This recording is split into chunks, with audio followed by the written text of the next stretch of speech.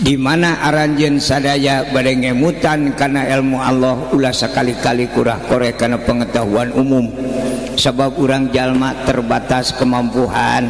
da teu cagak sirah jalmi di mana aranjeun bade ngemutan kana pengetahuan umum ulah sakali-kali kurah korek kana agama moal ketenagaan kumaha upami hoyong barokah cobi bersatu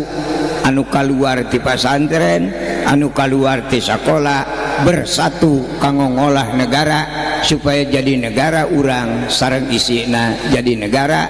baldatun thayyibatun warabun ghafur. Ngadak Nabi muncul hadis ti Nabi wa idza sholahal ulama wal umaro sholahan nas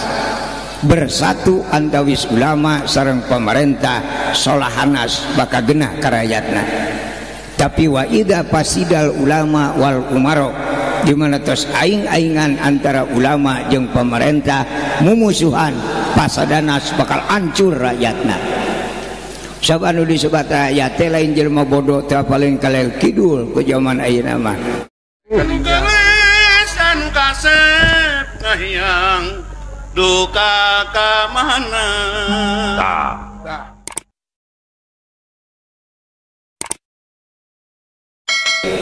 gitu sebab pamenak sim kuring mah Allah ngadamel jalmi teh dibagi dua keyakinanana hiji anu yakin kana iman Islam kadua anu yakin kana kekafiran. Ieu dua keyakinan takdir Allah moal aya hiji jalmi anu tiasa ngarobih kana eta takdir Allah gitu sehingga Allah ngadawukeun ka Kangjeng Nabi Muhammad cekel pedoman ku anjeun umat-umat anjeun keyakinanana dua hiji nu Islam dua nu kafir gitu. Nu Islam moal kafir sanajan tumpur alam dunya nu kafir moal Islam sanajan tumpur alam dunya. Saur Allah ka Kangjeng Nabi baheula dua jalma nu beda keyakinan parantos sumpah anu panghula-hulana ngadamel kakacauan we ceuk jalmi mah nya urang Islam jang teh nya nuju aman-aman urang Islam jeung urang kafir pucunghul urang Islam disada saur urang Islam ya ayyuhal kafirun la a'budu ma ta'budun eta jadi tadi nama urang kafir teh bageur man disunut ku urang Islam jadi ngaburingkal ujug-ujug cek urang Islam teh hei jelema kafir la a'budu ma ta'budun kami muadek ibadah kana sok diibadahan ku anjeun nya usik urang kafir ge wala antum abiduna ma'bud nya sarua we kami oge moal ibadah kana sok diibadahan ku anjeun sanajan tumpur 7 turunan itu ngaritanana wala ana abidu ma'abatum kami muadek ibadah kana sok diibadahan ku anjeun wala antum abiduna ma'bud cek urang kafir nya sarua we da kami ge boga ibadah paranti kami mara kudu ka pangeran anjeun ongkoh ka pangeran kami ongkoh ribu itu kumaha ujungna henteu pasea lakum dinukum waliyadin atuh ayeuna mah urang babarengan hirup ya anjeun jalanna kadi nyampek kami merek jalan ieu wae matak prilakuna Kangjeng Rasul dina nyebarkeun agama Allah agama Islam anu dianggo patokan eta yen jelema kafir moal iman sanajan nepi ka kiamat urang Islam oge moal daek jadi kafir sanajan tepi ka kiamat. Mata Kangjeng Nabi teu ambil pusing lamun jelema kafir. Kangjeng Rasul dilahirkeun di Mekah teu aya jelema nu pangbaragajulna di alam dunya ieu iwati di Mekah ayana. Itu saha di Mekah dua jelema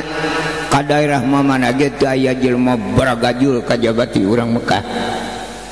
Sana mina ngaran aslina Abu Lahab anu asma lakobna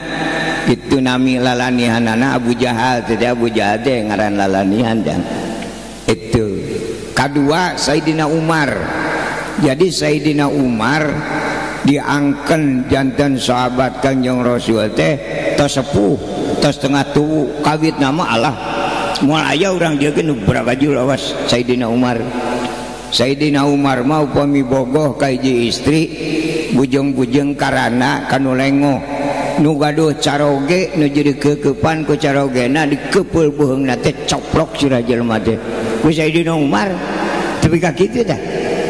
itu hakikatna Allah ngalungsuran hidayah taufik syariatna nguping karena suanten putra Kanjeng Rasul Siti Fatimah nuju ngaos Quran itu Siti Fatimah nuju ngaos Al-Quran Sayyidina Umar ngalangkung kabita itu ku suara Siti Fatimah dugi ka mengkol Sayyidina Umar lebet ke bumi Kanjeng Rasul Muhammad ariada sahaja nu nyanyi jadi nganggapna teh nyanyi naon sahabna da manehna mah urang Arab mun maca Quran apal sikina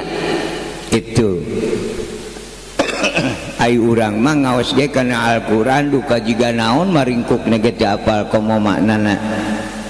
sareng ampun paralun sanes nganapikeun nya komo nganggap bodoh ka jalmi teu wantun itu lamun ningali kana sejarah tu aya hiji jalmi anu mampu ngamanaan Al-Quran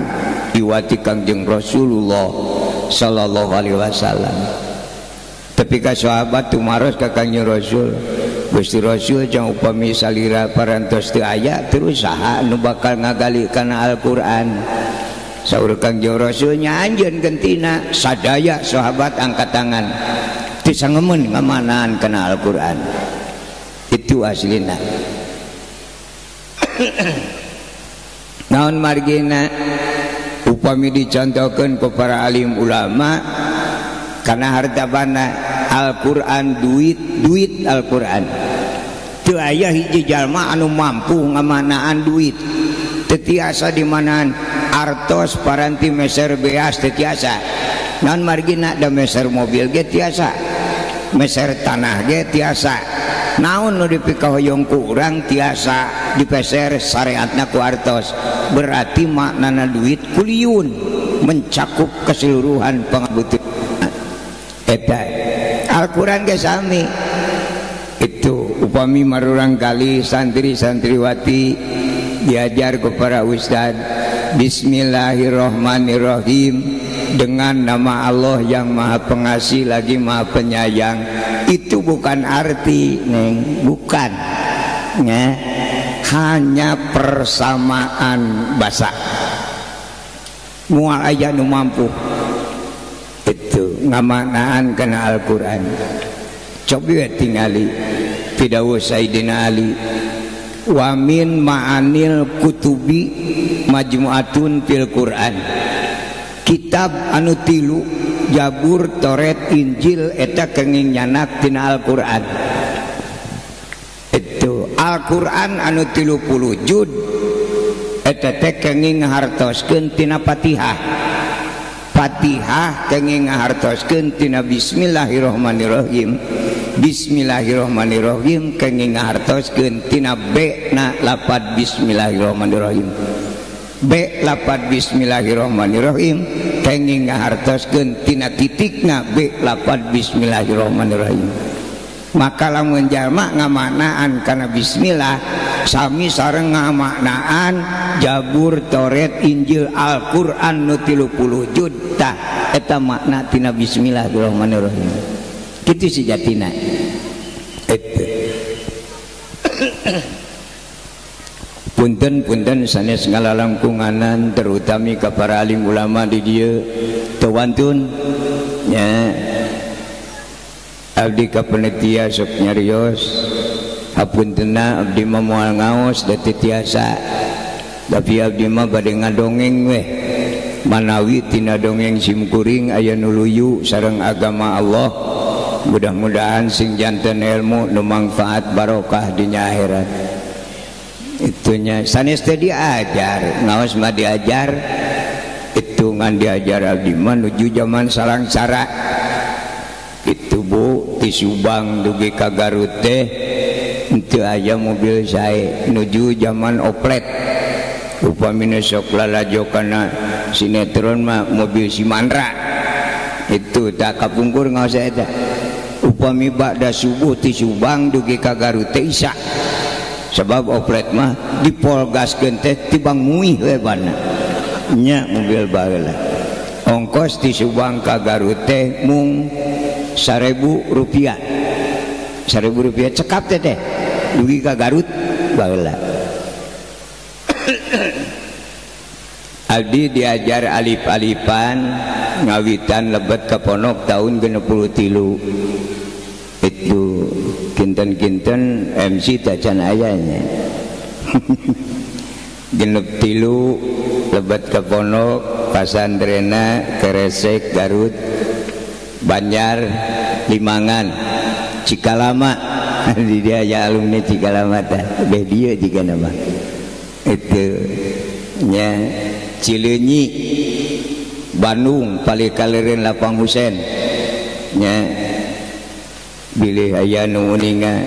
saeuna majangan Basuni eta guru simkuring eta Palikalereun Lapang Husen Cibogo lebetna ka Sukawarna pada larang terakhir di Pleret Sempur Purwakarta keluar di pesantren tahun 87 kirang langkung mempelajari ilmu alote 27 tahun khusus ngagali ilmu Allah itu sabab ari jalmi kapungkur sareng ayeuna mah benten neng nya kapungkur mah ampun paralun sanes ngawonkeun asana rada sulit milari barudak pinter teh kasep sabab katuanganna oge henteu aya anu merga baheula mah itu namanya pisan merdeka negara Indonesia bujeng-bujeng kagaraduh mobil motor itu lancingan oge aya aturan hiji kuduaan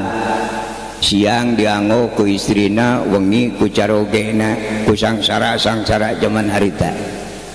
itu tara ruang oge sakapenakna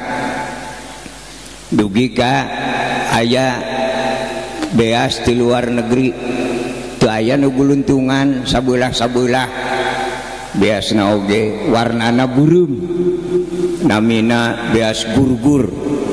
itu zaman harita upami ditiwang ku barudak ayeuna asalna moal panjang umur gitu rencangna teu aya bahasa gule sate nya pepes teu aya kapur rencang sangu teh neng mudah-mudahan ulah kapenak deui itu naon nu ngarayap di alam dunya dianggo rencang sangu nya kaya turais bangbung nu baheula mah teh lalai badot nya hilut jungkal nu baheula mah teu ngari nya tutut mamenak nu baheula nya katuangan barudak baheula teu aya anu ngarayap diantep dimangpaatkeun siraru wah parebut siraru teh aya nu atah wae aya nu diasakan wae dijieun wajid aya gitu wae wajid siraru asa nu glauk emas cenah gitu nu baheula jadi lamun dietangkeun kana syariat kemampuan berpikir jalma baheula duka aya otakan duka henteu nu baheula matak muncullah bahasa jalmi anu uninga kana kejiwaan saur sepuh kapungkur itu ngemutanana nganggo bab tasbih perumpamaan ujang kasep aden sing emut di mana Allah nakdirkeun ka aranjeun kabeh jadi pamegat ulah robah nepi ka kiamat sing anger janten pamegat eta bahasa juga teu sabaraha tauhid buat di mana aranjeun sadaya didamel istri maka ulah robi nepi ka kiamat sing anger janten istri muncullah pertarosan kumaha upami hoyong barokah wa asyiruhunna bil ma'ruf cobi bersatu antawis pameget sareng istri melalui akad pernikahan barokahna putra kitu nu baheula mah jang eta kana ilmu ge sami nu baheula di mana aranjeun sadaya bade ngemutan kana ilmu Allah ulah sakali-kali kurah korek kana pengetahuan umum sebab urang jalma terbatas kemampuan da teu cagak sirah jalmi di mana aranjeun bade ngemutan kana pengetahuan umum ulah sekali-kali kurah koreh kana agama moal ketenagaan kumaha upami hoyong barokah cobi bersatu anu kaluar ti pasantren anu kaluar ti sakola bersatu kanggo ngolah negara supaya jadi negara urang sareng isina jadi negara baldatun thayyibatun warabun ghafur. Matak Nabi muncul hadis di Nabi wa idza solahal ulama wal umaro solahan nas bersatu antawis ulama sareng pemerintah solahan nas baka genah karakyatna tapi wa idza pasidal ulama wal umaro di mana tos aing-aingan antara ulama jeung pemerintah mumusuhan pasadanas bakal hancur rakyatna. Sabab anu disebat ayat teh lain jelema bodoh teh paling kalel kidul ku zaman ayeuna mah warga Indonesia teh dibagi 3 golongan. Setiap warga Indonesia anu gaduh jabatan disebat pejabat. Setiap warga Indonesia anu teu gaduh jabatan disebat masyarakat. Di mana disatukeun masyarakat sareng pejabat disebat warga. Di mana disebut warga dilebetna tos aya pejabat sareng masyarakat. Matek lamun bicara di panggung nyebatkeun warga masyarakat jelas teh sakola teh gitu. Lamun di pasantren mah teh ngaji jurmiyah. Aya mufrad, tasniyah, jama'. Di mana tos jama' tong balik di kamu mufrad nyalakeun. Itu aja. Punten-punten ya. Urang saling luruskeun. Jadi nu disebut masyarakat teh pedah tegaduh jabatan kadang-kadang otak nama di atas Pak RW punten Pak RW nya ada itu apalin masyarakat mana kaler mana kidul mana wetan mana kulon apalin nu ayeuna mah komo sakola laluhur nyerakeun we barudak ayeuna mun sakola tibang SMP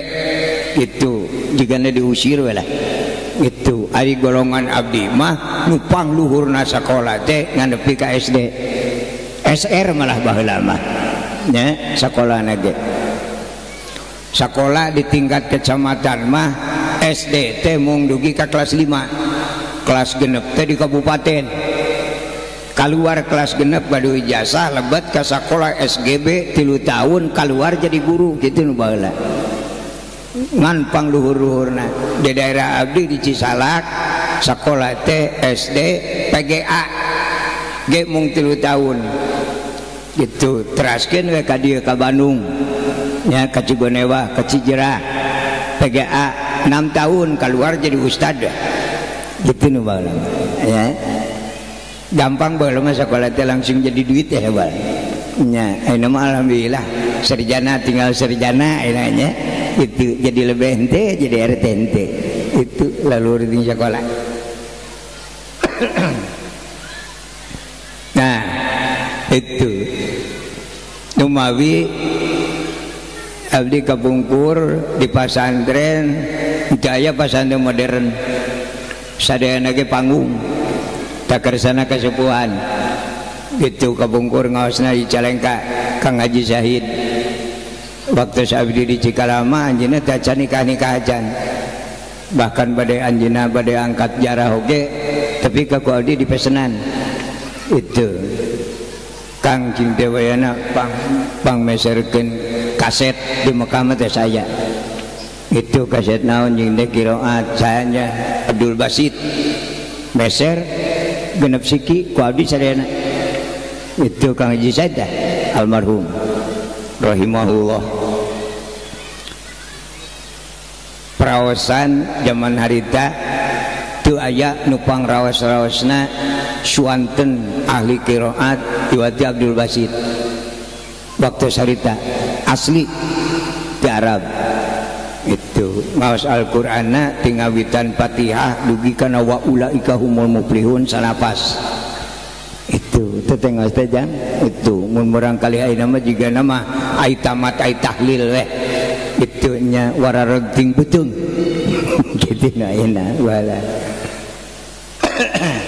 abdi ge di pondok nu baheula mah kitu itu ditaros ku guru teh jang ka dieu bade ngaji atawa bade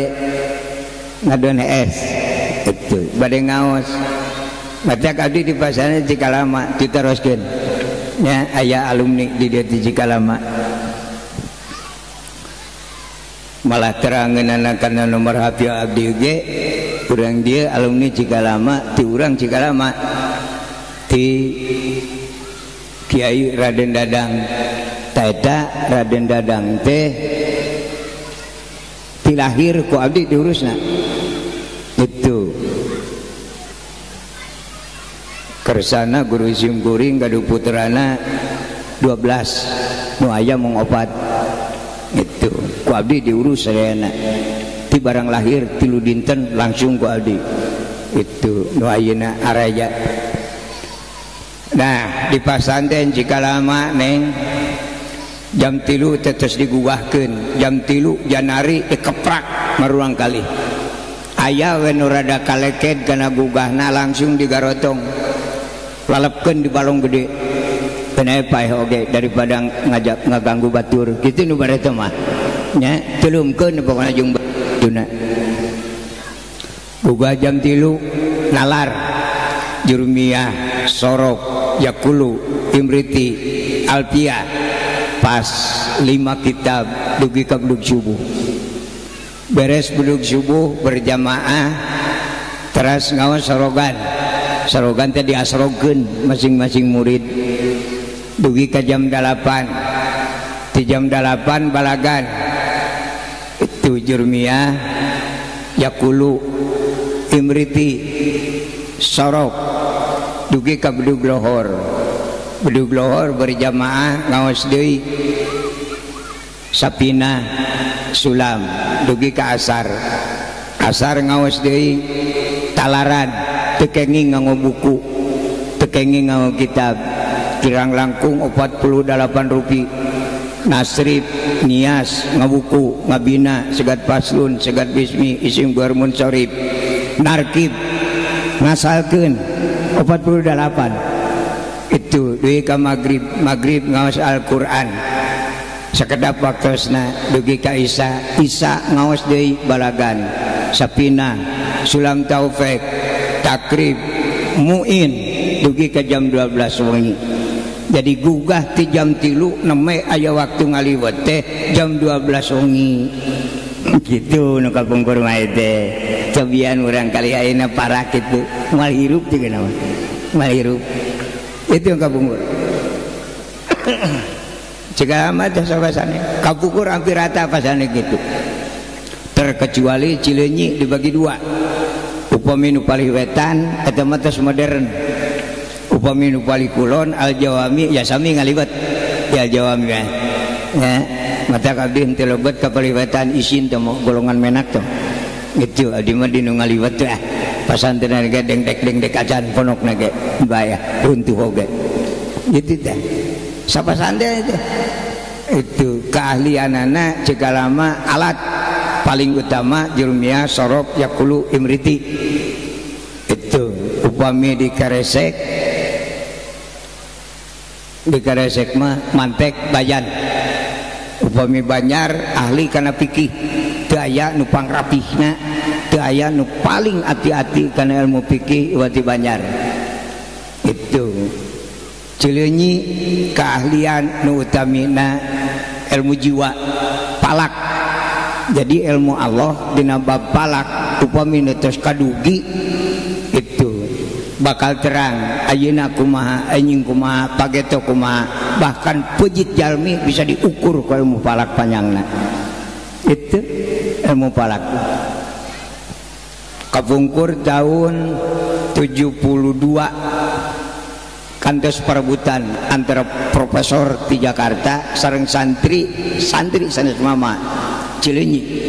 Saur profesor bakal aya samagaha dina dinten Jumaah ditolak ku san Cileunyi teu aya keterangan itu waktu-waktu ieu gerhana matahari dinten Jumat, tapi dinten Sabtu jam 8 jadilah santri Cileunyi itu gerhana matahari dinten Sabtu. Matak diakui ke pemerintah Pasanan Cileunyi, tapi ku pemerintah saha alumni Cileunyi anu gaduh ijazah 6 tahun kuliah ditanggung jawab ku pemerintah. Itu kusab ai jalmi ayeuna mah pinter kabalinger itu kana nipu wae itu lebet ka Cileunyi karek satahun ge meuli we ijazah 6 tahun jang gede teh kana nipu wae lah. Itu nipu moal berangakan bareng kira-kira. Dadah. Jadi sanes teh diajar simkuring kasubuhan karena ilmu Allah teh diajar itu ai nyebatkeun bodoh pamali sabab ceuk ilmu Allah mah lamun jalma hidup di alam dunya ngangkeunkeun bodoh eta penghinaan. Sabab anu disebat bodoh mah lamun jalmi milarian ilmu dugi kapupus teu apaleun wae baru eta disebat bodoh. Ari aya keneh mah teu ngangkeun bodoh kana aya waktu kanggo milarianana. Abdi mah cenah teu sepuh cenah bodoh doraka aja. Itu ngarenahkeun kana kemampuan Allah. Pan Allah mah kudrat irodat kersa jeung kawasa. Kersana teh Ustad anu qiraat tadi hakikatna ku pitulung Allah. Cacakan syariatna henteu ningali kana Al-Qur'an kalah urang nu ningalinya. Entong ditingali etana tapi tingali karena kudrat irodatna. Itu matak dina umat Islam teu kenging saling benci kajeun jeung kafir teu bisa. Itu nasabna sakali waktu lamun Allah nakdirkeun anu kafir jadi Islam malah jadi kiai sana rek halangan. Itu sabab Allah moal kalangan kudratullahi ijaj wa kudratul abdi kasbun. Allah ngerasakan hiji perkara tanpa sabab bisa jadi, tapi lamun jalma ngagaduhan kaojong dipasian kemampuan ku Allah hanya sebatas berjuang berusaha hasil sareng teu sanes urusan urang. Pangemut simkuring itu kiai ustad ajengan karena ilmu Allah teu kenging nita salat. Kiai ustad ajengan lebek itu menang sekali-kali nita salat. Nah sahabna setiap wanita kudu sanggup jeung muruhanana. Itu ya muruna anil ma'rufi wa yanhauna anil munkar kan eta mah pidawa Allah. Ya mejeuna Allah manita salat ge. Itu nah sahabna memeh nitah buruh tos heula. Cikalo salat bari nangtung tak kami sukuna mere coba Allah mah. Gitu. Cikalo bisi kesal nangtung wae ruku mata ku kami diberi lulus ta cangkeng. Daya Allah nita salat centang mata heuras jelema ka tukang. Gitu. Nya. Cikalo sujud tah sirahna kami mere itu jaba Allah nang jawab ladangna ai kiai ustad ajengan nita salat naon jasana kumaha lamun di akhirat ditagih buruan salat matak ya muruna anil ma'rufi wa yanhauna anil munkar kanggo tingkatan urang ulah miwarang bimakna bakti umajak kanu ridho kanu hoyong kanu kersa yuk urang diajar ibadah semampu urang. Naon sababna da moal muruhan ieu. Itu kanu lepat sanes ngewa sanes geuleuh komo nyarek wajan hauna anil munkar ngemutan upami ridho diemutan. Gitu henteu keresaheun wae sing emut wala antum abiduna ma'bud tumpur 7 turunan moal daekeun. Jadi urang teu bisa maksa. Matak pamenak simkuring anu bodoh salila belajar kana ilmu Allah Al-Quran nu 30 juta ternyata dilebetna teh mung 2 teu 3 teu 4 mung 2 isina hiji Al-Qur'an nyarioskeun jalan anu leres mungu Allah nu kadituna brasna ka sawarga. Dua Al-Qur'an nyarioskeun jalan anu lepat mungu Allah nu kaituna ka neraka. Saur Allah, hei jalma-jalma kami boga dua jalan, hiji jalan bener kaituna ka sawarga, dua jalan salah kaituna ka neraka. Saur Allah nu ngadamel urang jeung ngadamel hukum, inna dina indallahil Islam. Kalimatna ge in sanes ida. Jadi kalimatnya aya in aya ida. Naon ari in? Program. Naon program? Nawaran. Naon ari ida? Instruksi. Teu aya instruksi ti Allah, tapi in itu nawaran bilih bade upami keresa hoyong sok ibadah moal syukur ceuk Allah badegul tinggal meuleuh mangke di akhirat. Begitu henteu kudu susah ka urang. Ya, mata kiai ustad ajengan kana ilmu Allah caritakeun we ta ieu nu leres, ta ieu nu lepat, nek eling nek henteu sanes urusan urang. Allah nu gaduna tan sok sasab dirinya komo nu arana mapunten ka nu arana kade jang ilmu Allah ulah dipake alat nyantir hawa nafsu itu irfa bikanal mubtadas man wal khobar tansibuhu kakana sayyidan Umar eta dina alfiyah eta anu arana mah ari kahoyong ngapak langit tapi kemampuan nol. Itu sanajan terang karena ilmu Allah upami ceramah ayeuna teh enjing teh hoyong sina iman sadayana ya teu aya dalil lah. Urusan hidayah taufik mah Gusti nu kagungan. Seueur jalma di pasantren belasan tahun puluhan tahun baliknya jadi pamimpin gapleh. Nak Cina nu 70 turunan ti dituna Kristen kabeh aya nu jadi mubalik teu kada ngoan masantrenna. Ulah ditingali turunan Kristen tapi nuku ditingali hidayah taufik Allah. Moal sisaheun Allah ngimankeun ka jelema kafir jeung moal sisaheun Allah taala ngarobah tina ustaz jadi tukang gapleh. Itu tayu ilmu tauhid ieu teh jarang dikuasai. Itu lamun nyarioskeun ilmu Allah teh seolah-olah kudu jelema teh teu aya tituna in. Itu padahal saur Allah, hei ibu-ibu, bapak-bapak, jaga di akhirat ku kami geus disagikeun dua wadah, hiji sawarga, dua neraka. Cobi upami abdi naros ka ibu-ibu ieu manu hadir. Bu, jaga bade ka neraka. Ibu bade ka neraka, Bu? Kalagi nama umum ya. Nya naon margina ibu-ibu pangna alim ka neraka punten sanes nyangki ngan kinten-kinten ku pribados ibu alim ka neraka teh hiji ku sabab teu acan apal buktina kieu kadua sok disingsieunnan ustad ya ustad kana nyingsieunan batur teh nemen itu kade cenah ibu neraka teh panas ya teu kudu diomong-omong lah lain ke neraka itu tiis mapulkas meren disok nemen-nemen teuing itu abdi tara nawaran neraka sawarga tawarkeun teh neraka we naon margina ulah nawarkeun hiji perkara anu kira-kira teu kamodalan ku urangna. Sok aina upami ka ibu-ibu bade meser kapal mungkin saur ibu ieu mah lain nawaran ngece nya teh Bu. Ya, itu nawarkan menu kira-kira katenagiannya cengek insyaallah lah katenagaannya itu aina urusan hakiki moal nawiskeun sawarga bilih teu katenagaan madak adi masuk nawarkeun teh neraka saur lamun neraka mah asana mampu lah sararea oge mampu lah ka neraka mah nya madak nawarkeun mah eta anu kira-kira kuat ieu mah ngawartosan we dina ilmu Allah nu kapernah kusim kuring bayat teu mangmang pilihan. Hiji ibu anu disebat neraka teh lalega luas. Lega pisan entong sieun heureun. Itu tapi ka dilapis ku Allah 7 lapis ka handap. Bising eungap 7 lapis neraka.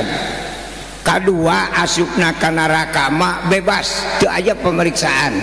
teu aya dalil dina agama nu ka neraka diperiksa heula daya lila brus-brus ya itu katiluna loba batur ka neraka mah kaopatna haneutun teu aya jelema nu ka neraka kabulusan da itu pikir-pikir bangke tong janji alim wae bisi kadungke kasawarga ala soak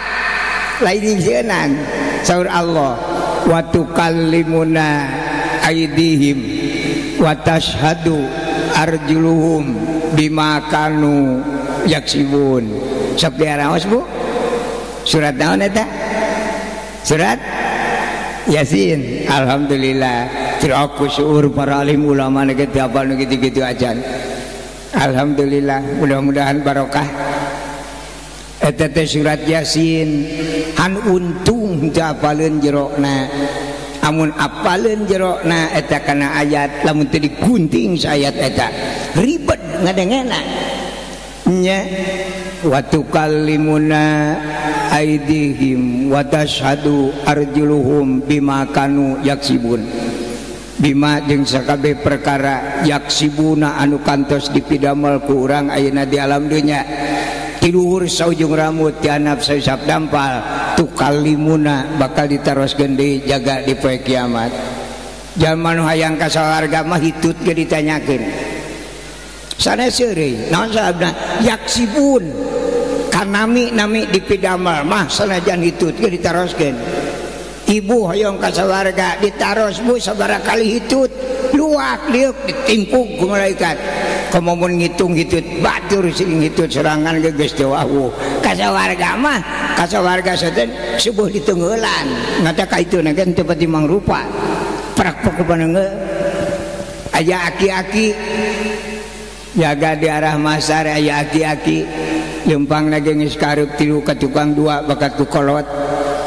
nya ustaz telonyongan tewak ku malaikat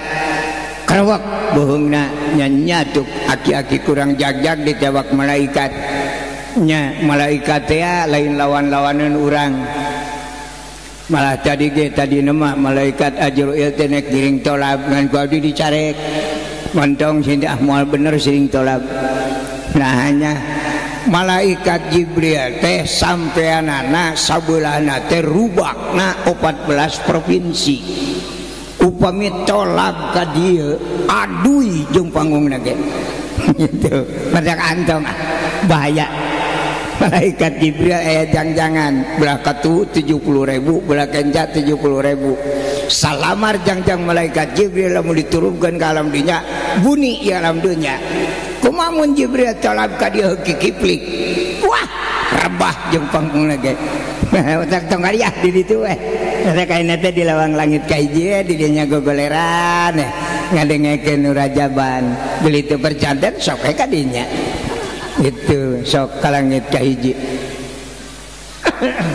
ieu aki-aki ditewak ku malaikat anu kokodna model kitu nya ujug-ujug heuai aki-aki cek aki-aki saha cenah aya nu newak teh aing cek malaikat nek naon sih selangap itu aya naon cuma ni jiga nu geuleuh ting sia mah piomongeun we aya naon malaikat kami ditugas ku Allah nek nanya ka anjeun kumaha cek Allah bima kanu yaksibun ki salila di alam dunya sabaraha taun anjeun hirup ta eta aki-aki teh aya dua golongan aya aki-aki tukang tipu aya aki-aki jujur tong dibejakeun tukang tipu nu mah urang bejakeun nu jujurna we nya gitu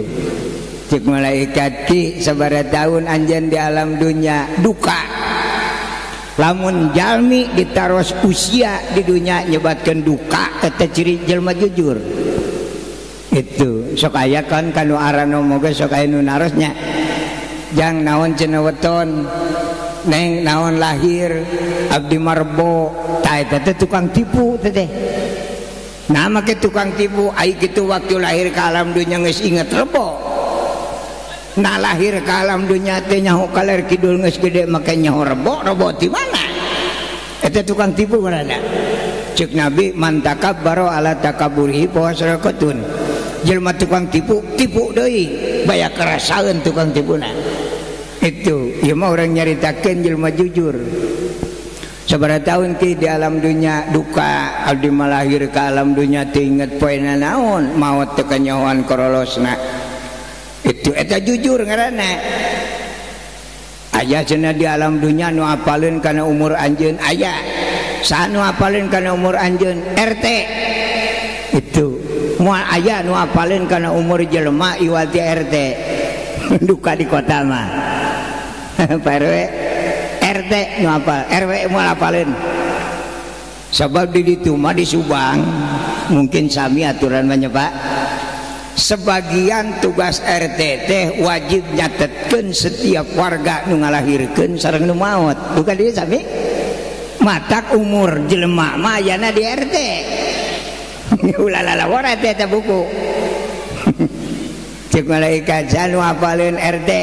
Matak malaikat turun heula di alam barzah ka dunya neneangan RT eta. Nya. Kebenaran keur digawe di pabrik. Cek malaikat aing mau nanyakeun digawe da butuh ku RT. Cokot heula RT. Kajian keur di kebon, kajian di sawah, tewa ku malaikat dibawa heula ka alam barzah. Mata punten bilih sakali waktu Pak RT teu aya entong leungiteun. Mungkin ka alam barzah nuju ditamut heula sakedap.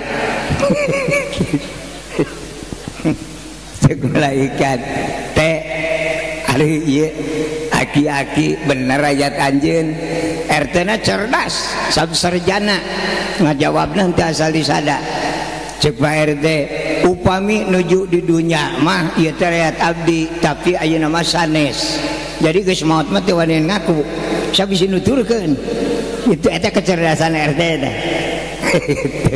Nyaan umur anjeun nya aya naon jeung malaikat ieu ditanya umur saya teu apaleun nyamal apaleun da catatan ge aya abdi coba saya ilikan bukuna mata ka Pak RT kade buku catatan umur mah ulah tinggalin ka mana oge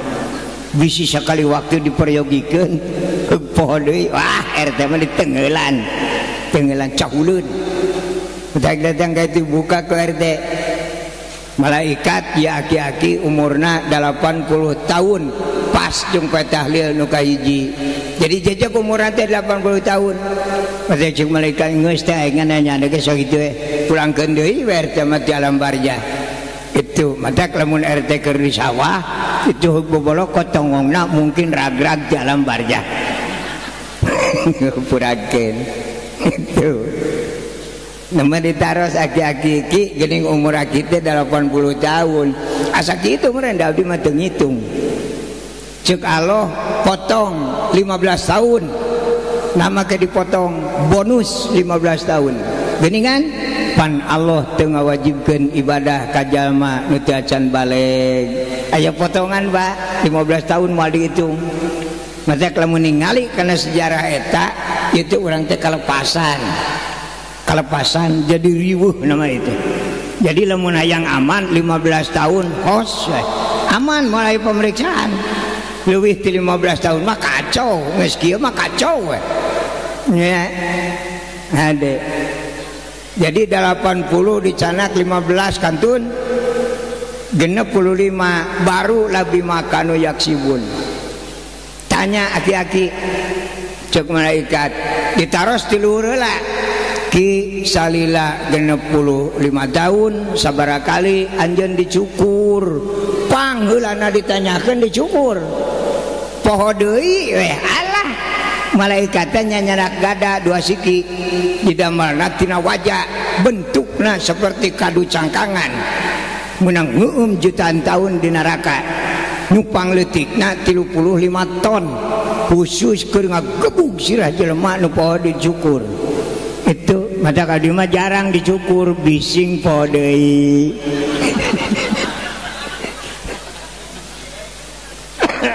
panjang buuk lain ngarah gaya nya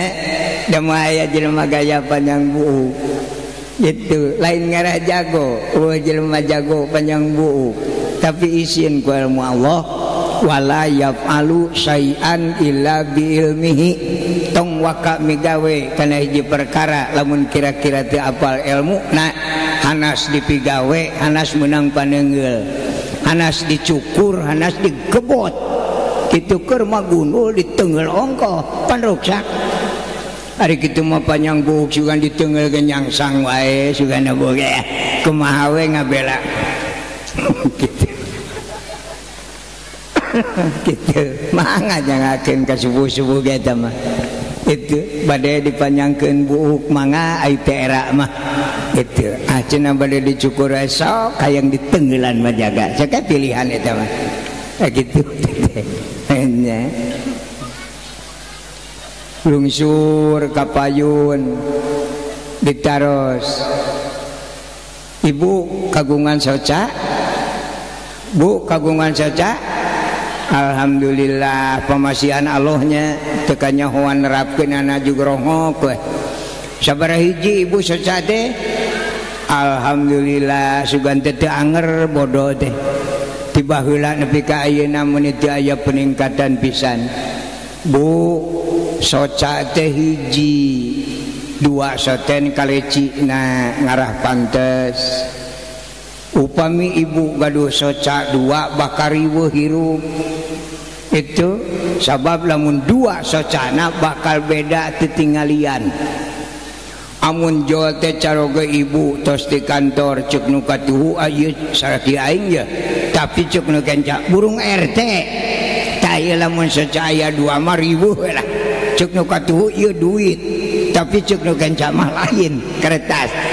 moal bener hiji bu saja teh hakikina dua soten kalecina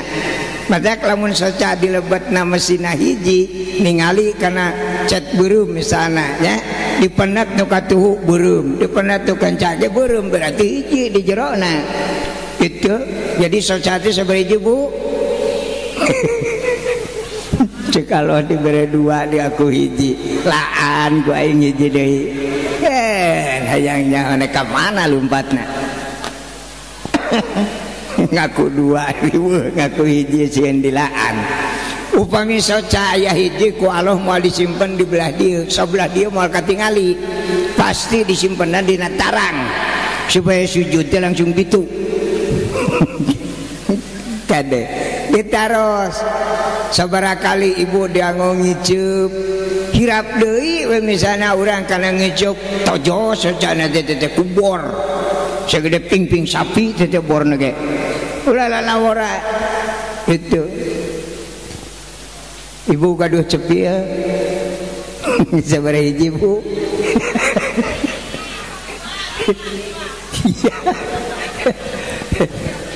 ngajawab babadeane deh sieun salah nya sami cepil ge mesin mah hiji dua soten cek urang Jepang mah nu dua mah gegeberna itu cek urang Jepang duka cek urang Sunda mah ngarah pantes gitu kenah masalah eta mah jadi lamun jalmi hoyong ka sawarga lami bu dipapai tina mastaka tina rambutna socana cepilna pangamungna bahamna kupatna ngalangka sampean tuang luutna dipapai ti barang usia 15 tahun dugi ka usia 150 tahun kan heubeul narosna ge gitu teu kajawab dipek-prek terus salamet teh tina pertarosan baru urang ngalangkah ti arah-arah masar ka sawarga nu lamina teh 3000 tahun kana apaan sabeuteung jadi 3000 tahun kana apaan sabeuteung jauh ka sawarga mah ieu mah ngabejaan we tong sok panganguran teuing tapi amun ka neraka henteu tumpak ojek ge cepet sabab salengkah teh langsung brus pikir-pikir lah hayang kanu jauh hayang kanu deket kayak jauh 3000 tahun karena pansa urang di dunia we teh gaduh sabaraha acan kira ye leumpang ya kira-kira lah itu mending kanu caket teh kadinya salengkah brus itu kurang panas dina kahiji ngalelep kanu kadua Dinu kadua kurang panas ngalelep kanu katilu sing parat nepi ka lapisan katujuh di mana jalma tos aya di neraka lapisan katujuh geus moal dijait deui tutung we di dinya kitu bari jeung kieu eta diraju urang lalajo kajalmi anu leres moal Allah Allah subhanahu wa ta'ala ngadamel jalmi tinupang payuna dugi kadanget ieu Allah teu ngadamel jelema bener dua mung hiji-hijina Kangjeng Nabi Muhammad sallallahu alaihi wasallam taeta jelema bener cirina jelema leres mung Allah sehingga Allah jeung malaikat maca sholawat innallaha wa malaikatahu yusholluna ala nabi ya ayyuhalladzina amanu shollu alaihi wasallimu taslima. Naon margina pangna Allah jeung malaikat ngasolawat pan Kangjeng Nabi mah jelema bener. Sehingga saur Allah assalamu ari kaselamatan kami alaika keur anjeun Muhammad sorangan.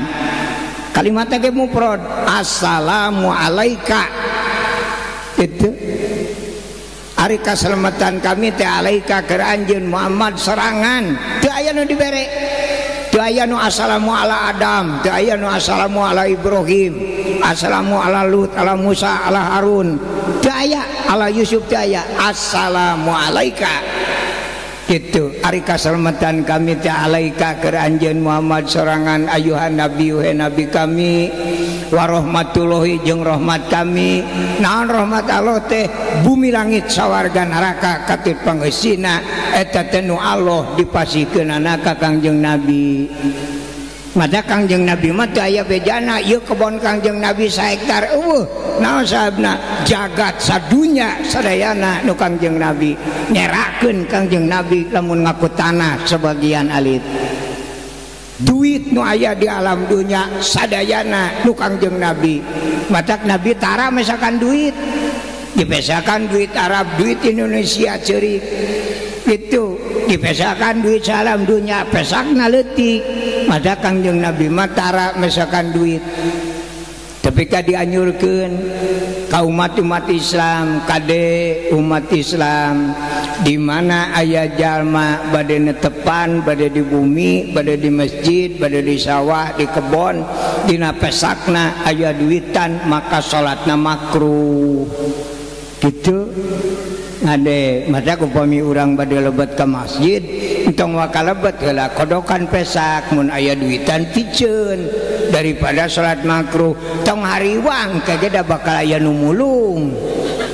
gitu nya peureun mere hidang henteu itu daripada makruh salat ibu dina kutang nyelap aya artos nya makruh salatna teh sanajan artosna teu pati sabaran nilaina misalnya dina kutang ibu teh aya we artosan sakalian jajan budak 40 miliar misalnya nya dari ayeuna mah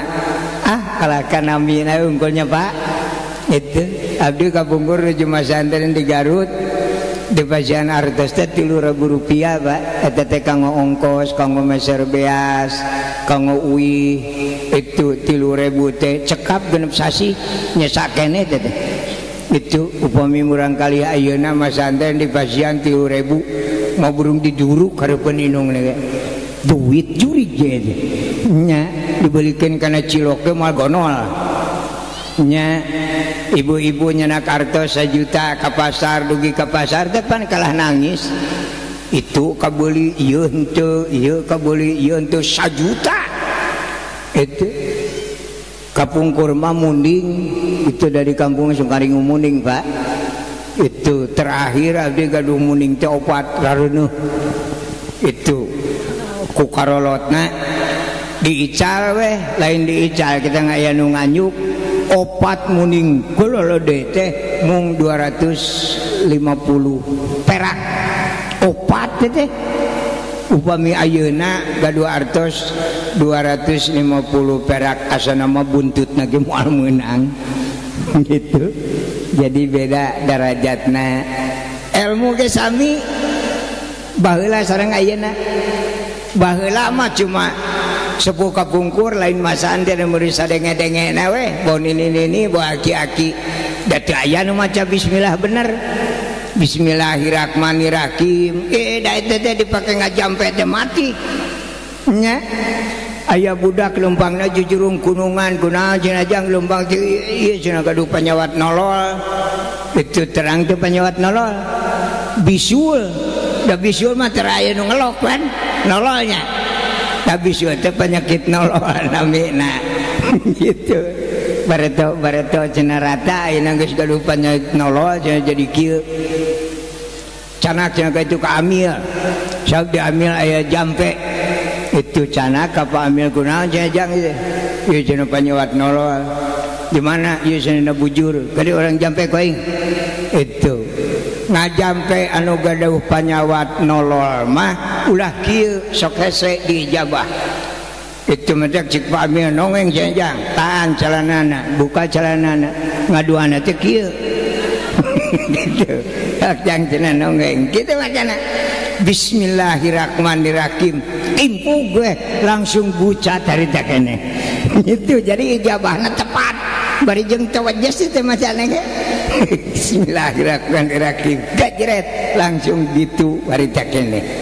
gitu nah sabna penyakit nolol oke bisul oke sieun ditimpuk mah mentak ngalelep itu mentak mun anu bisul mending timpuk bae sieun kana itu aya ibu-ibu ngalahirkeun teh hese teh aya nu geus 2 poe teh dek bijil teang amil nya itu pangjampekeun majikan uing amil ceretekeun bijil ka dieu sakoing jampe itu ngadu anu ambil mah ulah kieu gitu tapi dampal panangan teh ditangkupkeun Pak kitu macana teh bismillahirrahmanirrahim dat teh beutungna teh deretkeun ngacreng budak bijil ruas baheula gitu henteu aya nu qiraat ka ustad kitu macana ge teu merga aya aki-aki hirup henteu paeh henteu kan musingkeun ai ditinggalkeun ceun paeh teh kanyawan itu ai ditungguan wae sawah uruseun bingung kan datange ka amil kumaha cenah amil ye naon bapak cenah hirup henteu paeh henteu maksudna jampe kadi suka jampe tah ngajampe aki-aki mah kitu baheula ulah turutan eta mah nya suka ing baca eta bismillahirrahmanirrahim krep ditungku ditahan kerjet eta doa mararati gitu baheula nya barudak ayeuna diajar qiraat teh karenge baca bismillahirrahmanirrahim teh ngan teh pegat ti korok turun ngaji Quran kecunghul MC hatur nuhun eta ngaji Quran tapi karenge ngan tibang hatur nuhun lamun baheula nu ngaji Quran kitu lamun teu ngariet jagat itu beda ayeuna teh ilmu teh ayang-ayangan kawas duit nya ngan kabarokahan teh aya bapak-bapak ngobrol we di payun masjid we nyaritakeun agama we di payun masjid ngong manu adan baralik eta aya jelema kurang hideng luhung lamun ngobrolna di pos atuh hareupeun masjid teh mah jeung teu ngomongkeun agama lah kira-kira moal salat nya ibu-ibu tukang tani bari tanur bari ngarame teh han ngomongkeun agama we gitu nepi ka adan ge teu kadenge hayo we ngomongkeun agama salatna mah henteu stres itu agama teh jadi cocokan kieu nah eta jadi ieu jagat teh kagungan Kangjeng Nabi pamasihan ti Allah taala matak urang aya di alam dunia ieu teh numpang dina jagat Kangjeng Rasul itu untung Kangjeng Rasulna bager lah mun Pak RW mah jigana dicokot tanahna ge nu aing nya sia ngalen ngajeredog deh gitu untung Kangjeng Nabi mah bager ta eta jalmi anu sae teh ya Kangjeng Nabi Muhammad sallallahu alaihi wasallam matak diperingati nanaonan urang Rajaban kade punten ya kanu aranom namun nyerat kedah nganggo kedah ngaji saeutik gitu ulah memperingati Isra Mi'raj nengang teuing teu ngajina nya Kangjeng Nabi henteu Isra lepat itu sabab Isra mah bina maklum lamun Isra berarti Kangjeng Nabi teh angkat nyalira Kangjeng Nabi terangkat tanpa dipiarang ku Allah matak diperkiat dina berjanji wa usriya biruhihi wa jasadihi Kangjeng Nabi sanes Isra tapi diisrokeun Kangjeng Nabi lain angkat tapi diangkatkeun matak disuruh diseratna memperingati diisrokeun sareng dimi'rajkeun baru kena lamun Isra berarti Kangjeng Nabi bebelenyangan sorangan ya tara Kangjeng Nabi lah cara memangkatan tanpa dipiarang ku Allah Ta'ala punten kanu aranom aya acarana mah alus kan teu nyambung jeung ilmu gitu teh sanes memperingati Isra nu Isra mah Allah subhanalladzi asra subhana maha suci Gusti Allah alladzi ari Gusti Allah teh asra anu ngaangkatkeun Kangjeng Nabi mah usriya nu diangkatkeunana itu matak memperingati di aidora kamah teu ngan era we kitu lah banyak kitu Kangjeng Nabi ngabelenyang itu dicarek meureun ku RT tong ka mana jumeureunnan itu ieu mah wa usriya Kangjeng Nabi teh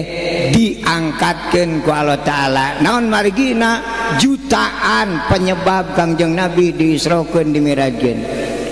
dan ku abdi di dieu ibu punten moal digali sadayana penyebab diisrokeun dimi'rajkeun Kangjeng Rasul margi peryogi waktos penyebabna wungkul upami ku abdi digali di dieu diureukeun sababna Kangjeng Nabi diisrokeun dimi'rajkeun abdi ceramah di dieu mereyogikeun waktos 350 tahun sudi ceramah nemen-nemen teuing itu nu dalamna ge mah aya nu daekeun urang pilihan ya upami dina kitab paranti barudak PAUD itu barudak PAUD nyontong ngaos kolot gelahnya paranti barudak PAUD we dina kitab Duratun Nasihin paranti barudak PAUD cuma lain SMP itu wa amma sababul mi'raj annal ardo iftakharat ala sama faqalatil ardo tawilna ya sama adkhilni jalisan ti'a idza akhbaro fi mahlukilah ana wa anta ana khairun minka di anna Allah Ta'ala zayyanani bil baladi wal bahari wal anhar wal asya wa jabal wa goriha faqalati sama ana khairun minki di anna Allah Ta'ala zayyanani bisyamsi wal qamari wa aflaq wa goriha jadi tuluikeun kitu ngarti meureunanya ngolok-ngolok waktu wungkul geus sakitu ya gitu. Kadua Allah Ta'ala ngadamel para malaikat di sawarga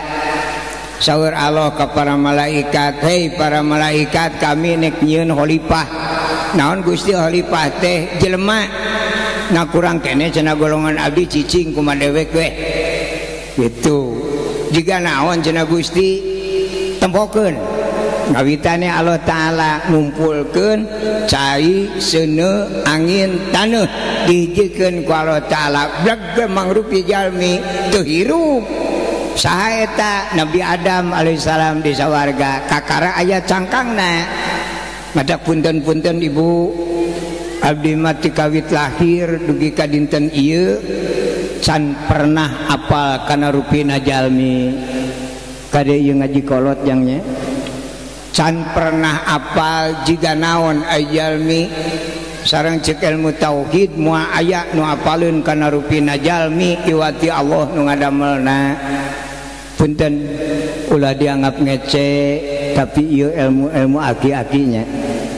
itu ari ieu nu halaladir di dieu ieu ibu-ibu bapak-bapak jelema lain gitu juri lain abdi gaduh keyakinan dina ilmu tauhid anu potongan model kieu nya laladir kasup MC itu sanajan ilmu na ngapak langit ibadah kawas malaikat nu kieu moal dikasawargakeun sudieun sawarga nempo potongan model kieu aslina daya nu potong kieu daya nu bentuk kieu urang sawarga wah istri nego khariqul adat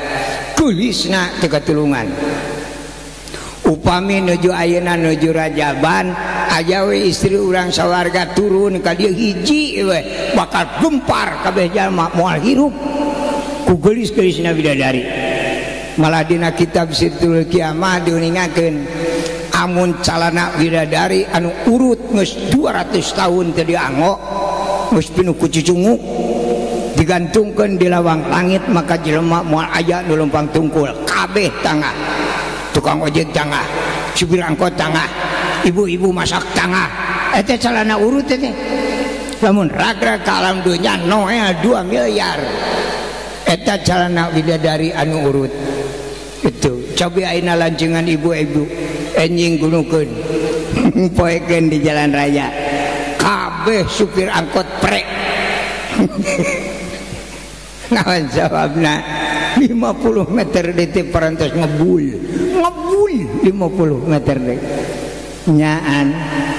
itu ngaliwat maksakeun hangit teu katulungan sawarga moal narima ka istri anu lancinganana hangit aslina naon atuh nu katingali ku urang sanes jalmana tapi cangkangna kulit daging urat tulang sanes jalma tapi wadahna di mana jalma tos tebetaheun dina wadahna kaluar disebat maot tah jalmi manu bijil madak moal aya nu apaleun kana rupina jalmi iwati Allah nu ngadamelna kajeun kiai ilmuna ngapak langit nu nguan tatangi anu teu damang dugi kawales kitu sanajan dikeukepan moal aya nu nganyawankeun iraha korolosna eta jalma tah jalma mah eta upami ibu model kieu dikasawargakeun sangsara bu sangsara di itu ke di ditu mah teu aya Indomaret teu aya Alfamart teu aya warung itu teu aya Jogja lamun perih beuteung ka mana sabab anu sok hoyong tuang leueut anggoan bumi mobil duit lain jelema tapi cangkangna kecerdasan Allah Ta'ala laan cangkangna tinggal jalmana teu aya jalma di sawarga anu ka pasar sab cangkangna dituna bahanna tina opat cai seuneu angin taneuh eta teh bahan Nabi Adam bae kitu gunukeun cai seuneu angin taneuh bleg gue aya Nabi Adam teu acan aya nyawaan ngajelepeng Nabi Adam teu hirup da can aya nyawaan itu cek Allah ka para malaikat tu malaikat jeung sayangnya khalifah geuning cicing wae cenah khalifah teh can angeus itu ngawitane ku Allah Ta'ala dipasihan nyawa ruh lebetkeun kana inung sukuna sup kakara inung suku Nabi Adam hirup daya nyawaan naik kana geunung neme uyek-uyekan dampalna naik deui kana tuur purungkut madak sakulem murungkut eta teh nyawana neme kana tuur madak murungkut nama itu tina tuur naik deui gok ka jalan cagak di tengah-tengah jalan cagak dirinya aya ramo tunggal nami nasi soleh ramo tunggal nami nasi soleh catat bu nama ka disebat si soleh taat kadunungan lamun dunungan ngigir ka katuhu ngaplek ka katuhu lamun dunungan ngigir ka kenca ngaplek ka kenca eta si soleh gitu naon sabna pangna uplak-aplak gitu daya nyawaan sup penyawa ka si soleh langsung langtung nah lamun nangtung berarti nyawaan amun kuplak-aplak itu ka dieu mentong diingu arit yang naon dibobokal ge ngaridu-ridu lengkah hungkul duraka dia jelema gitu sampai teh alat ibadah tawisna istri ngagaduhan daging kirang pamaget ngagaduhan daging langkung cek Nabi liah sulah ata dulu teangan jalan adil-adilan nu boga rasa leuwih pasihkeun kanu kirang kitu pan tadi nama panjang pasihkeun kanu kirang madak uina tinggal sasenti deui meureun dihakan manehna kitu barokah eta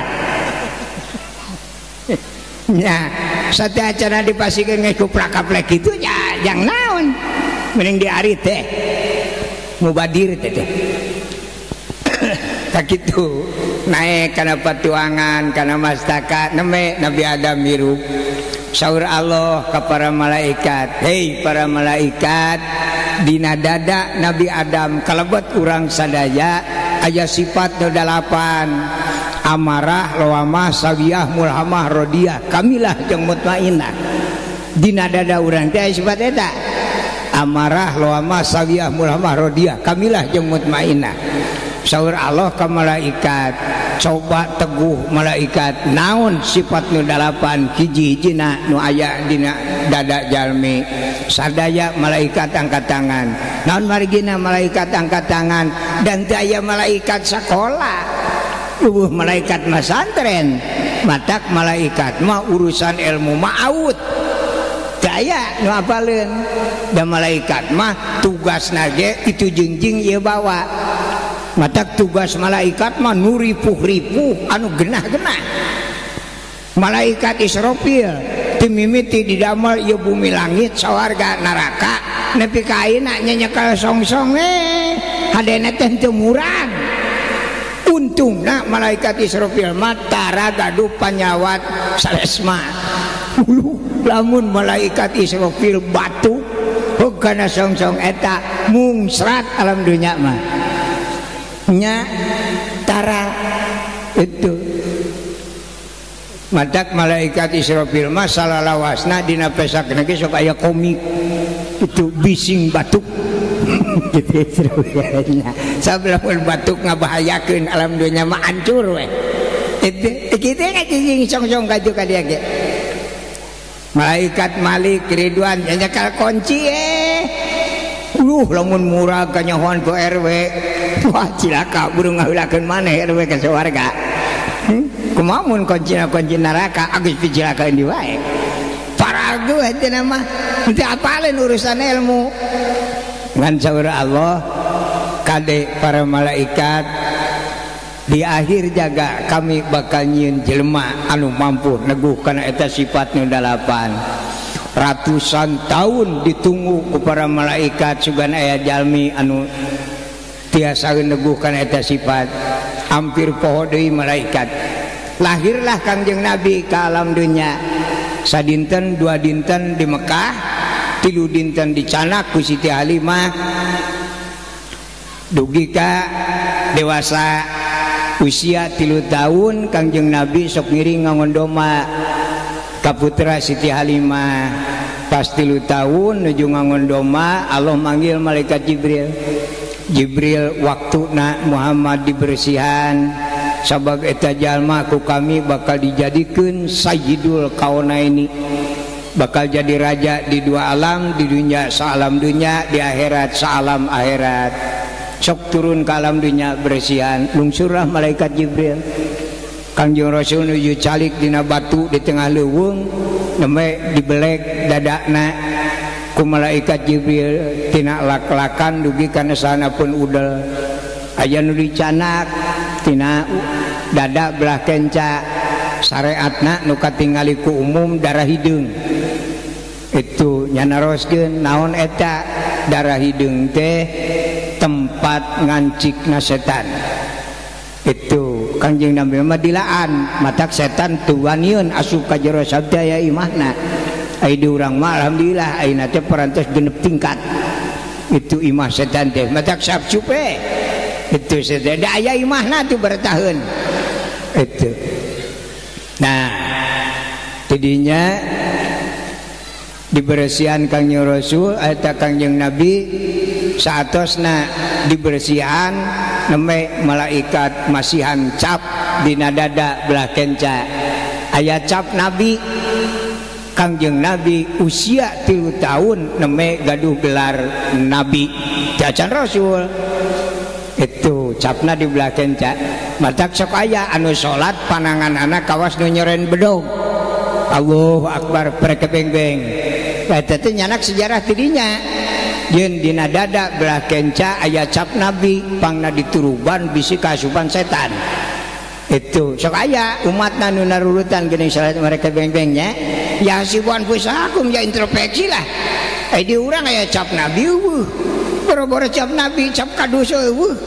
Itu nanaonan papereka beng-bengan matak cek Nabi khairul umur awsatuha pangsaena perkara teh pertengahan. Kanggo urang mah di tengah-tengah we. Eta nu paling sae. Itu dan Nabi mah ka dieu seten kan nuruban cap kanabian. Itu aceuna abdi mah da geus kitu biasana ti baheula hanya sok tuluikeun da idoraka mah henteu. Ngan hati-hati we lamun salat bisa Allahu Akbar ngabadug gadok batur kan comongeun. Itu madak ausat teh pertengahan. Neme Kangjeng Nabi gaduh gelar Nabi turunlah ayat Allah inna arsalnaka syahida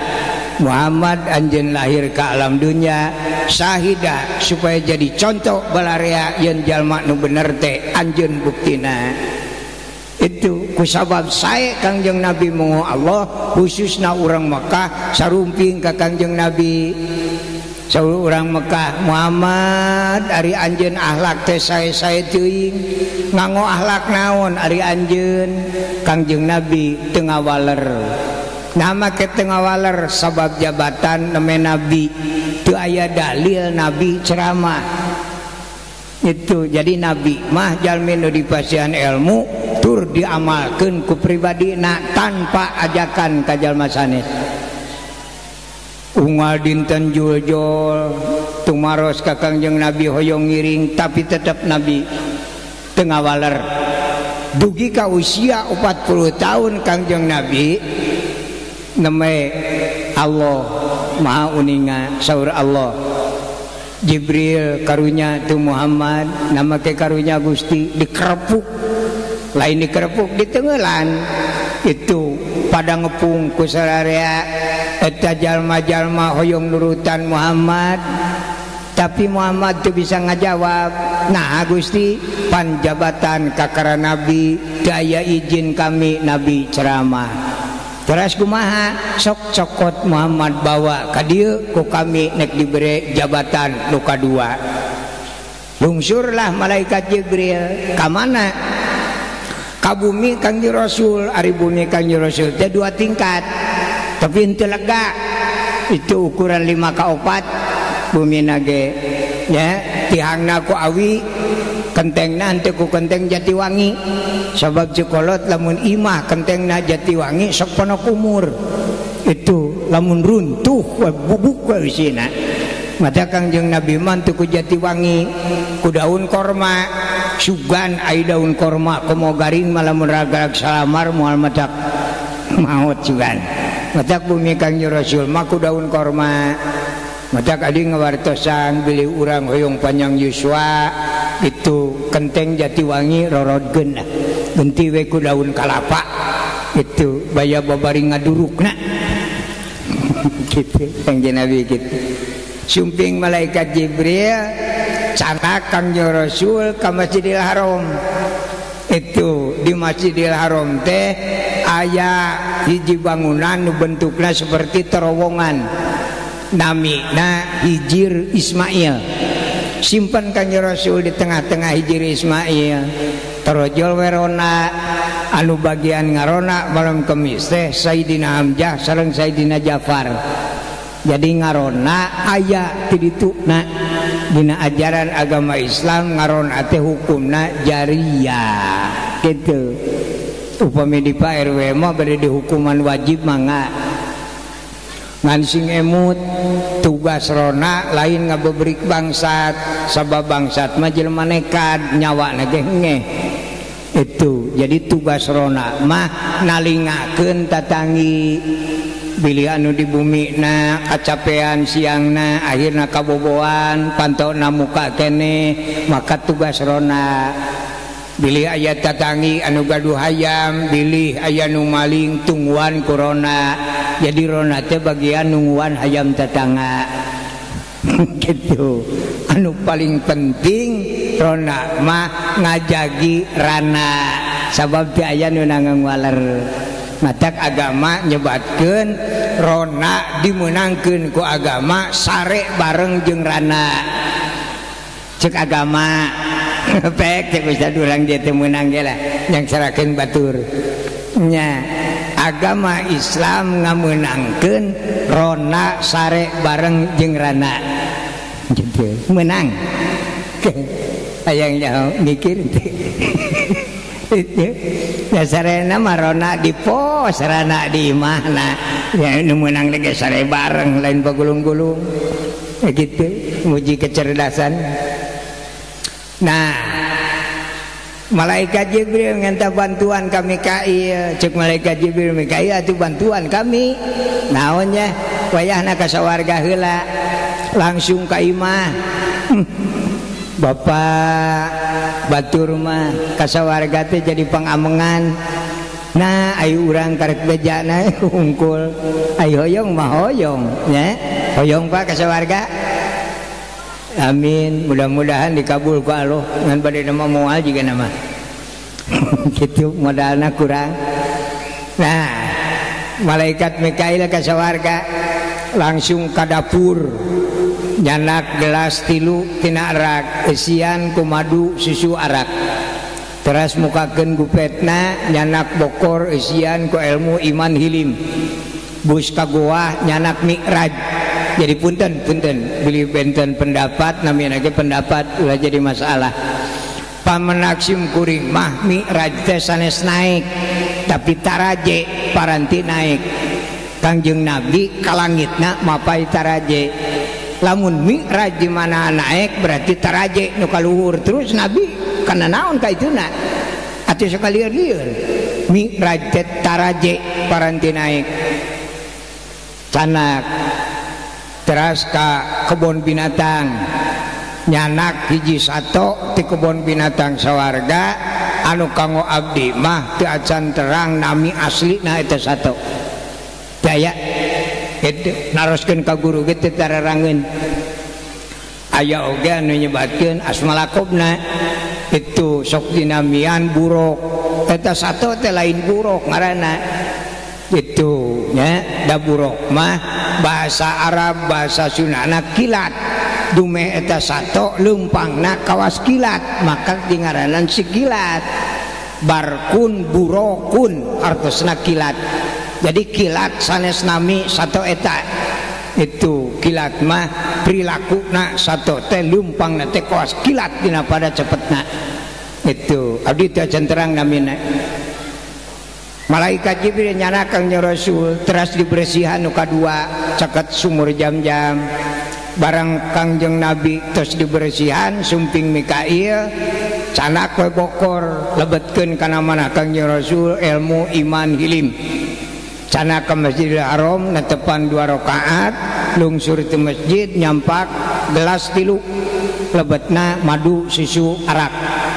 maka Kangjeng Nabi ngaleueut kana susu sagelas saep kawitna mah bade 3 gelas kan bisi wareg teuing we nya itu manak nyanak sagelas bacakan umat Kangjeng Rasul mah upami ngaleueut susu hukumna sunat tapi susuna ti sawarga ai susu kebo manduka gitu naon margina anu baheula mah ngaringu sapi teh ngaritna menang maling teu bebeja teh kana kebon itu ai menang maling tidak kusunat gitu ya. Nah beres dirinya ngawitan Kangjeng Rasul diangkatkeun ku Allah Ta'ala ti payuneun Masjidil Haram ai dina bae nama langsung tidinya bae nama Nabi sallallahu alaihi wasallam fil hijri indal baiti ngawitan jeung karte ti payuneun Masjidil Haram padahal ti bumi heula ngawitan angkat ti Masjidil Haram dugi ka Masjidil Aqsa di Masjidil Aqsa ngawitan naik mapai taraje teh dugi ka lawang langit kahiji di lawang langit kahiji teh bu ditutup ayeuna mah baheula mah terbuka nu bisa pulang anting ka itu teh iblis itu nanaonan iblis kadinya ka langit ka-7 di langit ka-7 teh aya 2 malaikat nyekel buku 2 ewang Itu buku anu hiji buku takdir, buku anu kahiji buku kosong. Naon takdirna sategasna urang teh tos digurat ku Allah Ta'ala dina usia 4 sasi dilebet kandungan, dicatat usiana sekianeun, akhlakna bakal kieu, jodohna bakal kieu, rezekina bakal kieu, usahana kana anu, mautna bakal poe anu, eta terus aya takdir urang. Tingali ku malaikat gerakan urang saupimina dina buku eta dinten ieu urang kalah ka kidul,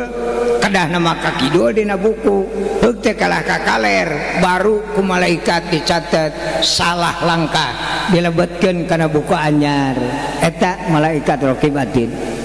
Nah, ngawitan we ditutup eta langit teh da seueur anu ngabahayakeun, pulang antingna iblis teh seueur jalma nu sasar.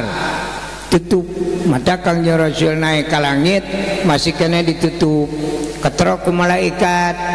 man hadza sareng jaga hadza Jibril wa man haula'i jeung saha cenah Jibril Muhammad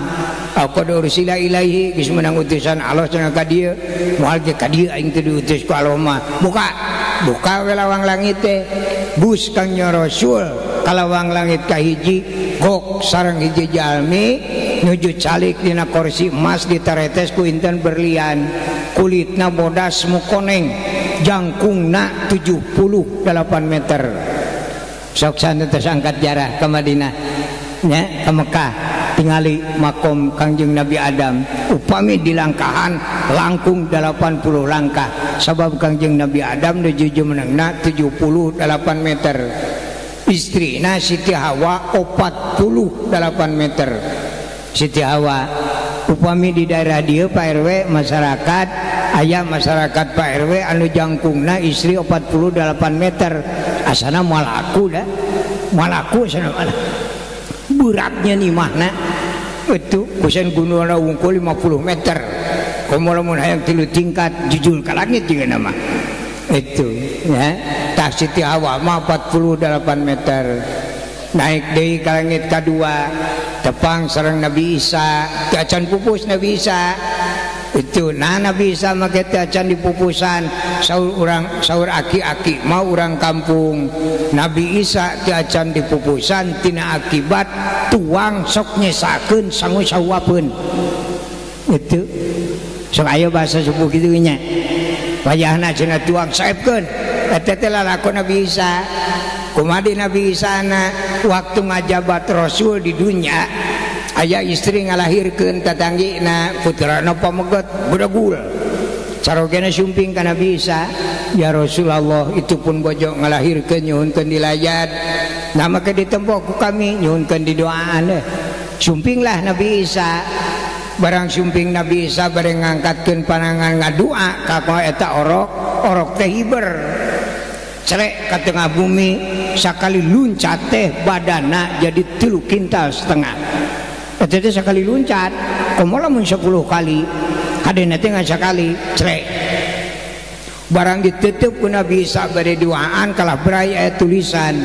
ana adu wallah dina tarang budak teh itu budak teh ngaku ceuk manehna kami teh musuh Allah teh eta mah kuat ngajeblak dina tarangna ngajak Nabi Isa teh cios ngadua wartos ka ibuna bu geuning putra ibu teh kitu ai kitu tingali we na tarangna oh nya cenah ngaku musuh Allah mangga Gusti Rasul kumaha saena nyuhunkeun widi kami ieu budakku kami nek diala kaluhurna maksudna marek diteuk huluna we itu sugan eueuh huluan moal bangor teuing itu sawetan nu bangor teh eta semet beung kaluhur jadi ai dilaan kaluhurna keun burung soleh itu saur ibuna mangga nyengakeun kumaha saena we sabab mun diantep jeung ngabahayakeun jalma loba serepet Nabi Isa nyebut pedang maksudna mah bade dituk-tuk beungna ngan lain ke jawara tuh orok ge barang disabet ku Nabi Isa ngelok beunanglah panon kencana sabelah pupus tewak ku Nabi Isa dicana kaluareun di alam dunya palih kulon di kuloneun di alam dunya teh aya gunung agungna 1000 lipeteun ti gunung Himalaya dirojok ku dampal panangan Nabi Isa diangkatnya ngajungjung gunung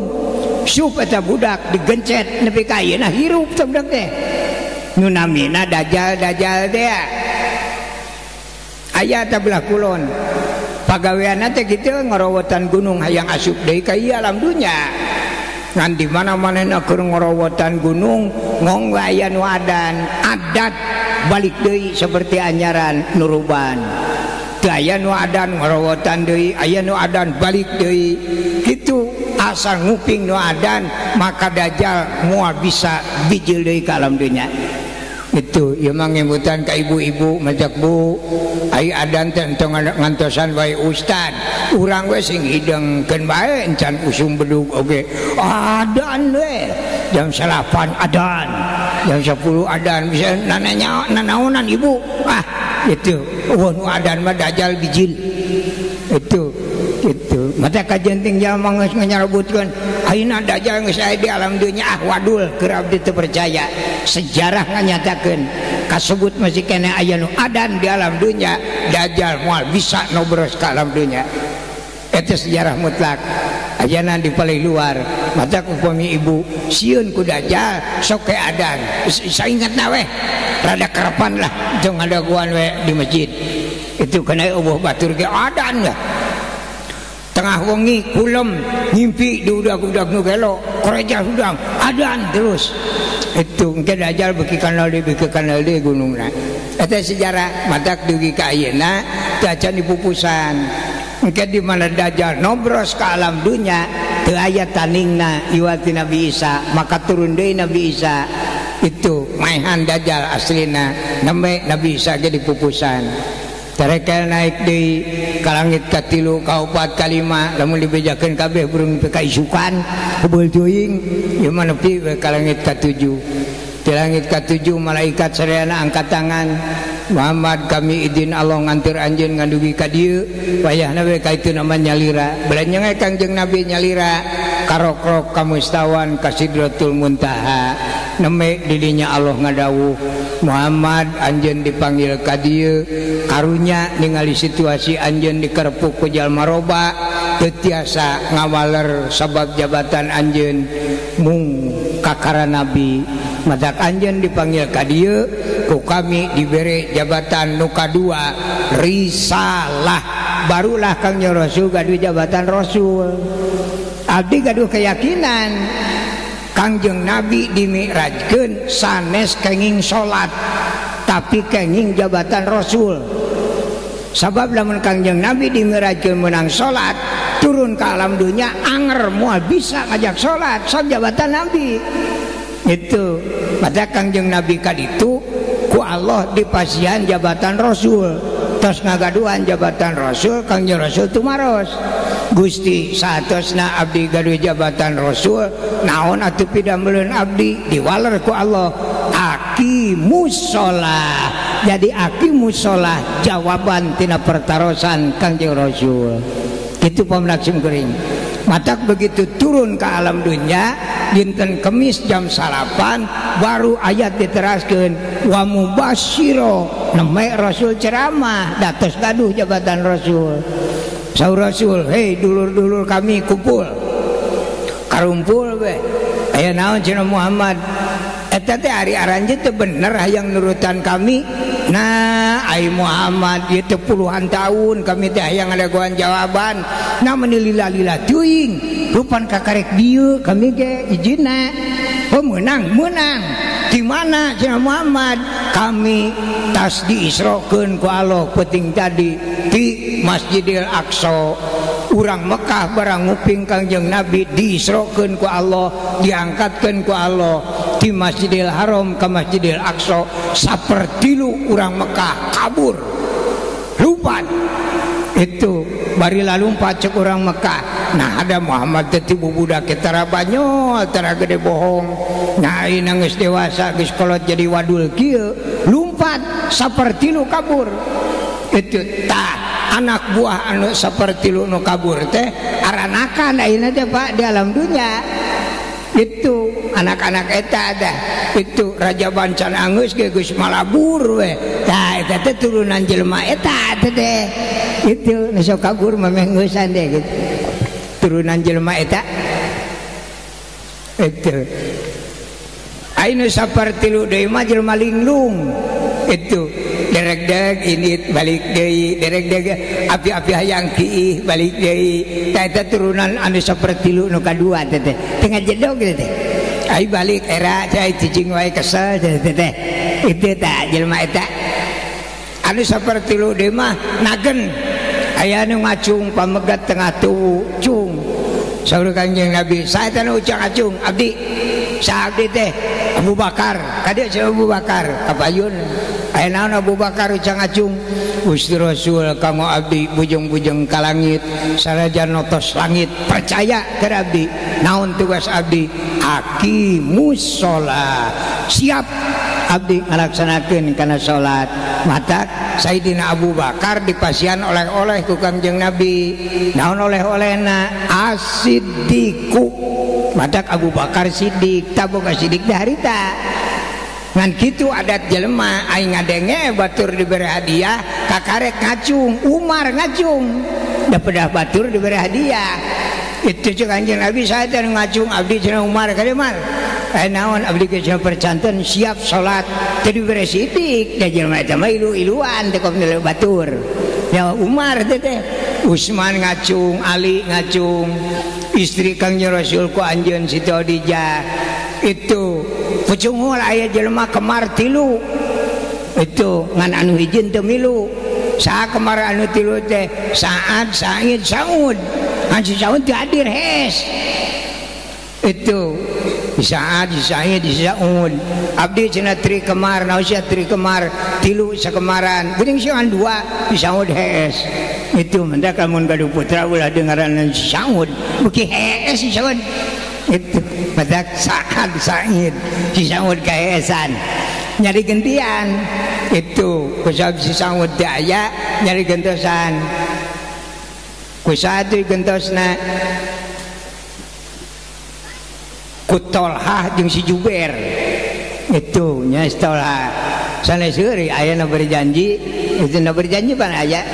nya Wasa'dun, Wasa'idun, wa Tolhatun, wa Jubairun. Tanu percanten ta eta. Beuki lami beuki seueur, beuki lami beuki seueur pengikut Kangjeng Nabi lalebet Islam. Nganya kitu namina jalmi tiap anu mikaresep tarajauh ti nu kangewa. Di tengah-tengah Kangjeng Rasul pada napuk lalebet Islam. Abu Jahal mah amekeun. Wah cilaka jeung Muhammad diantep kieu mah urang mah kabur Islam kabeh, urang paehan jeung Muhammad ah. Itu mung satahun setengah di Mekah. Lungsurlah hidayah Allah. Saur Gusti Allah Muhammad urang Madinah tos ariman mung teu acan gaduh pingpinan sok hijrah anjeun ti Mekah ka Madinah. Satahun setengah tos dimi'rajkeun Kangjeng Rasul dialihkeun ka Madinah.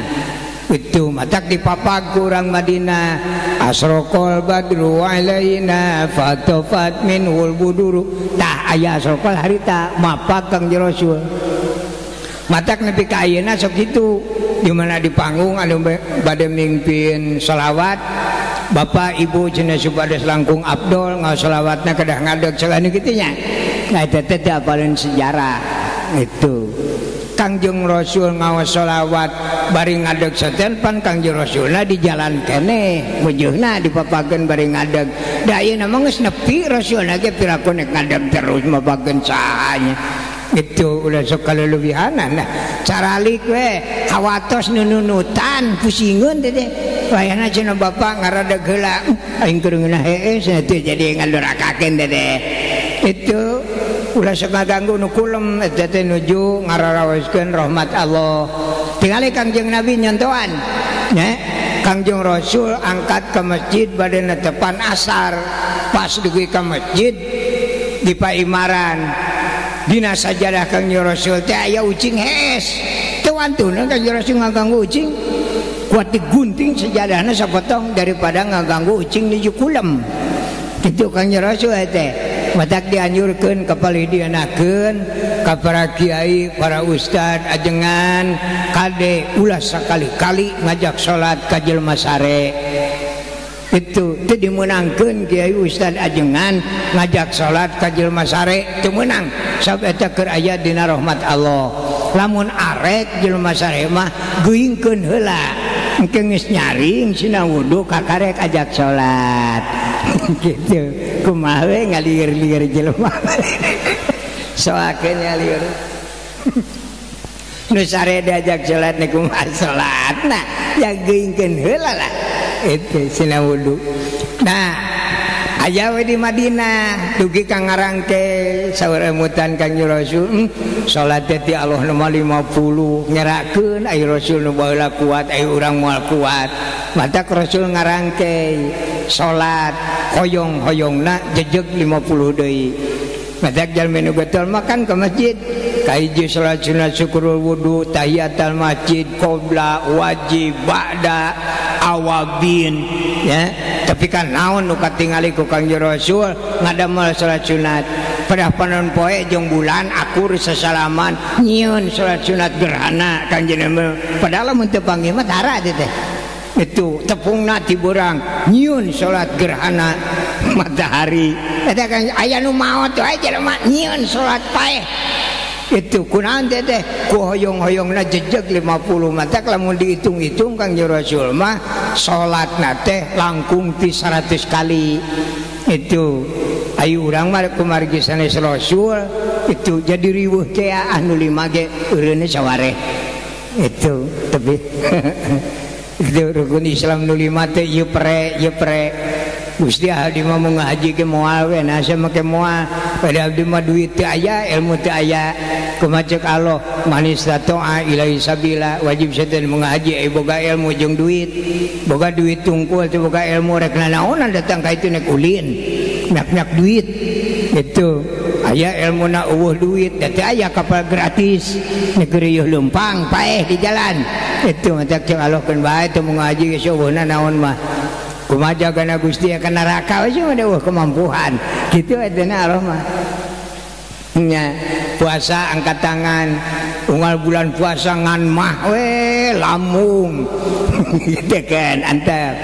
titah zakat dan ari tu boga we itu kadang-kadang dititah salat ja angkat tangan Gusti nya lima salat ge teu kiat nama ge teu kiat ngadegna cek Allah nya salat nitah nangtung seten aya sukuan ya Allah mah ngajedog we itu kumaha bari diuk we salatna moal cekal resan bisul cenah di mah asian angkuban ungap cenah di mana angkuban ge nangkarak sok puyeng cenah di nangkarak ngikir nyeri cangkeng cenah di mah ngikir ge modar we atuh itu nah aya penyakit teu beunang di tangkarak teh tagukeun jelema sakarat teh betah nangkarak ieu teh salat teu balesan watak teu aya hiji katerangan anu aya kebijakan jalma ninggalkeun kana salat walau kana arwahu minal gorgor sanajan nyawa geus aya dina ti koro ngong we adan wajib we salat mah teu meunang teu na kumaha salat teh cenah da hirupna ge sumat sirahna wungkul nya salat sirahna wungkul udah gidug da kanapna mah teu wala kaya eta rupina ureyan ti berbado cekap sakitu hapunten anu kasuhun hapunten ka para sepuh ieu mah sanes ngaos ngadongeng Pak ya ngadongeng we manawi anu saena sing janten ilmu nu mangfaat barokah sejarah ringkas diisrokeun dimirajkeun Kanjeng Rasul sakitu mudah-mudahan Bapak Ibu sadayana kabarokahan panjang yuswa sehat urang diajar ngeureuyeuh ibadah ka Allah taala nu kiat urang nu mampu urang Rabbana atina fid dunya hasanah wa fil akhirati hasanah wa qina adzabannar wabillahi taufik wa hidayah. Assalamualaikum warahmatullahi wabarakatuh. San kasep ngahiang duka ka mana